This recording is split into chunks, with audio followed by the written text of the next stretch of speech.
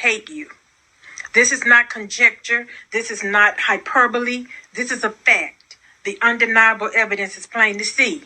They use you for sex but refuse to give you marriage. They get you pregnant and leave you to fend for yourself, without resources, without support, without help.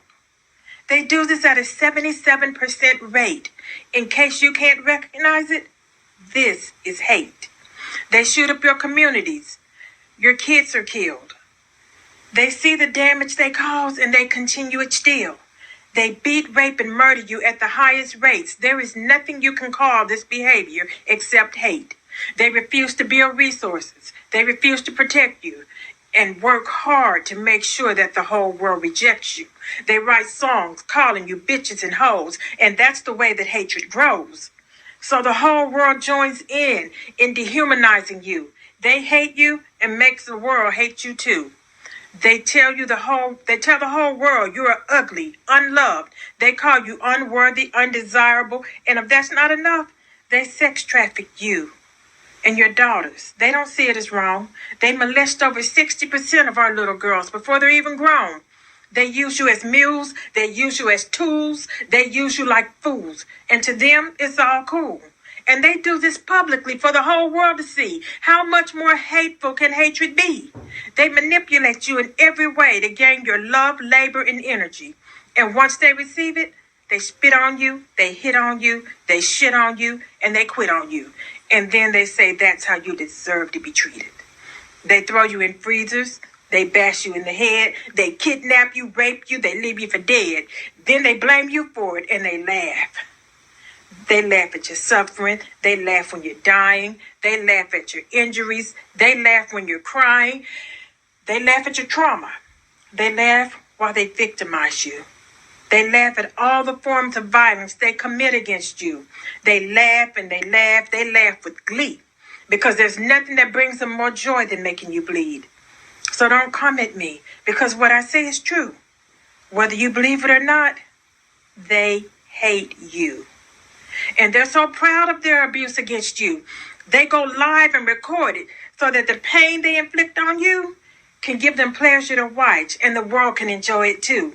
They show you humiliated, dehumanized, and crying in pain. They harm you for clickbait, for their profit and gain. And when confronted with the mountain of evidence of their abuse, they refuse to listen. They've got an excuse. When you talk about it, they tell you you're being divisive, a distraction. They say you're wrong. They take no responsibility, no accountability, and their hate for you goes on. So I don't care what they say. I don't care how they feel. And I don't care about their professions of love. It ain't real. This is pure, unbridled, unrepentant hate. Their actions prove it, and they've sealed their fate. They hate you. And to show you the proof of what I say, you knew exactly who I meant when I said they.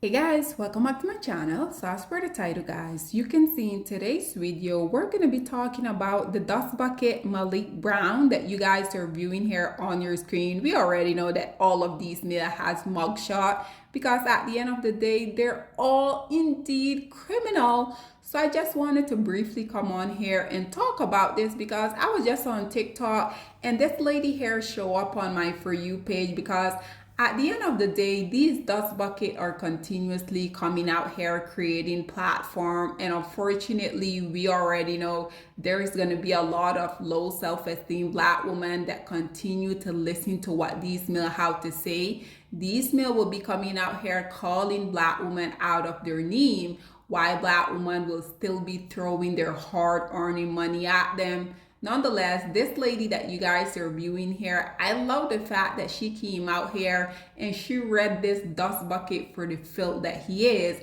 As you guys can see, she has her video titled, "Stop Getting Dating and Relationship Advice from Men," and again, especially these type of men. Nonetheless, guys, listen to what she had to say about this whole dusty predicament, and then we will come back with more. I am True Words. You think this is Instagram?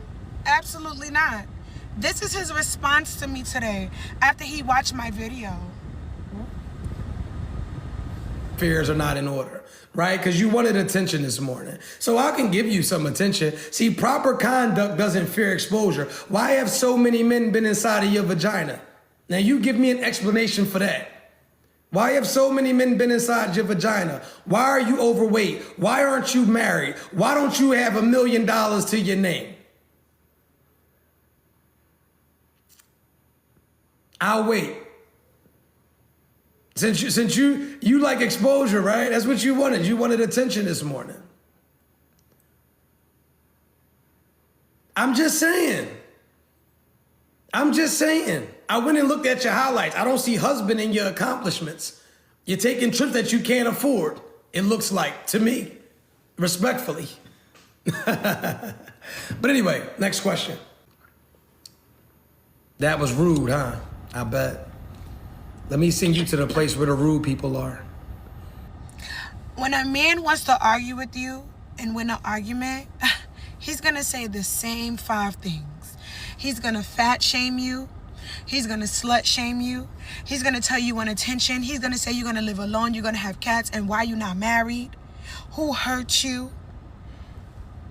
He's going to say all these things. Ladies and gentlemen, this is a fraud. Like I said, this is a grifter. If you have all these women that you help, out of all those women, majority of them is probably plus size women. And now you're bashing a plus size woman because you're emotional. You can't control your emotions. So you don't see husband in my accomplishments. I didn't know for you to be accomplished, you got to be married.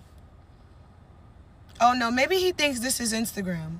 This is TikTok, where women decenter men on purpose, and we could cancel you like it's no tomorrow.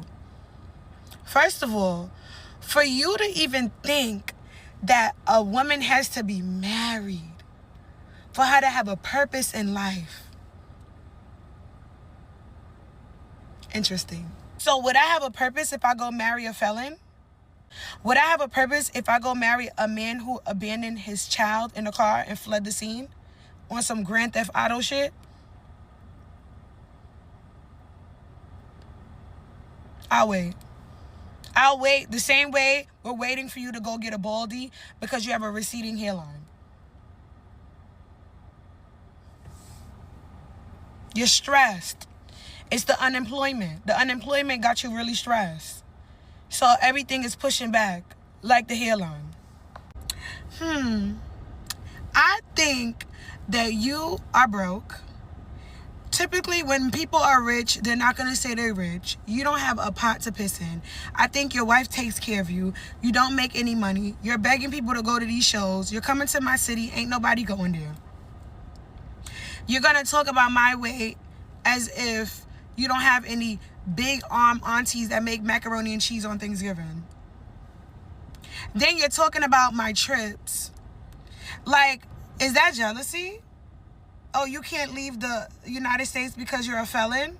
That has nothing to do with me. You left your child in a car and fled the scene because you thought you was Pablo Escobar.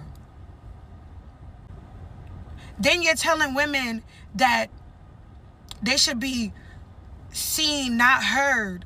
Is this the content that y'all like? Y'all need to learn discernment. Like, when I watch his content, I cringe. I don't follow you. You show up on my For You page. I don't know why, because my For You page is all about getting money. You don't get no money, clearly. Because the first thing you could say is me traveling and my weight. You're a grifter. You're a grifter. You do not have the qualifications to put no woman on how to get a man to marry her. I don't even think you're really married. I think you're one of them hood guys that go in and out of jail. And your girlfriend and your wife, I think she does have low self-esteem. Because for her to even be with a man that's a felon, you don't even have a career. You're unemployed. I am the truth hurts. You're unemployed. You're unemployed. Instead of learning how to build a house and making the community stronger, You're being a baddie on a live stream begging for gifts. You're not even taking care of your children or your child that you abandoned in a car and fled the scene like you're a part of some type of BT movie. You're an abomination to the black community. You're not a strong person in the black community. Because if I could get you this upset that you could talk about plus size women as if plus size women are not watching you, you're very emotional. Just imagine what your wife is going through. Your wife is probably going through hell and back. She's probably taking care of you. She's been taking care of you in the jails, and she's probably taking care of you right now. You're not selling any tickets. Nobody is booking any one-on-ones with you, and you feel away. I just have to tell the women that you're a fraud. What, I can't state my opinion? Yeah, I'm a plus-size woman. Ooh, you're stating the obvious. My name is One Sexy BBW. I never lied about being plus size, but you're lying about telling the truth.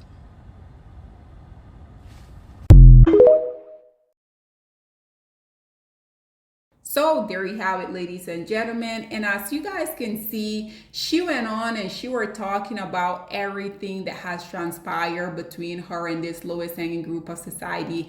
But you guys notice how this male was being so disrespectful. Like, when do these men feel that it is okay for them to come out here and address us as black women within their manner?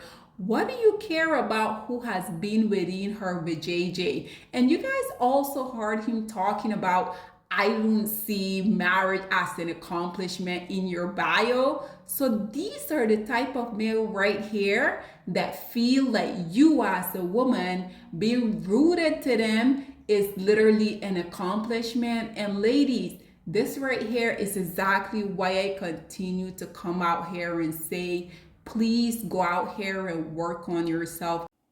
Black women, it's time to hold ourselves accountable because we are reaping what we sowed. We have lied and gassed black men up for centuries, letting them think that they are kings with no kingdoms, letting them think that they are the emperor when they are naked. And now we are dealing with the consequences of those actions. Instead of being honest with black men and requiring them to do better for not only themselves, but the community that they helped create, we have allowed them to tear it apart and then put it back together quietly behind their backs and then still let them get the credit for it.